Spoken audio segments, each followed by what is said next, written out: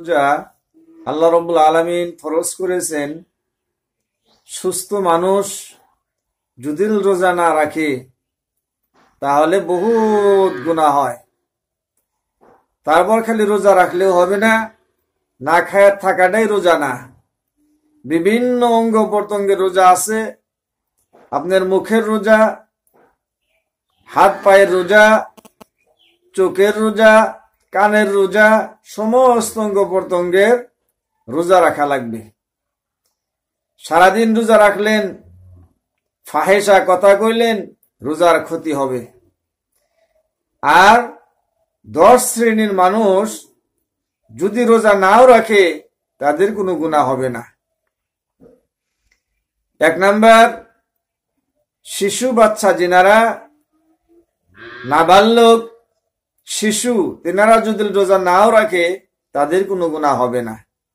2 number, যারা পাগল, আকলমন্দ, জ্ঞান নাই, পাগল মানুষ, তারা যদি রোজা নাও রাখে তাদের কোনো গুনাহ হবে না। 3 নাম্বার, অসুস্থ মানুষ, বেমারি, অসুস্থ হয়ে গেছে, সেই ব্যক্তি যদি রোজা নাও রাখে তার কোনো গুনাহ হবে না। 4 নাম্বার, যারা মুসাফির, ভ্রমণ করার জন্য যায়, মুসাফির যিনারা, তারা যদি রোজা নাও রাখে তাদের কোনো গুনাহ হবে না। 5 নাম্বার, হায়াজি নারী, সেও যদি রোজা না রাখে কোনো গুনাহ হবে না। 6 নাম্বার, কঠোর পরিশ্রমী।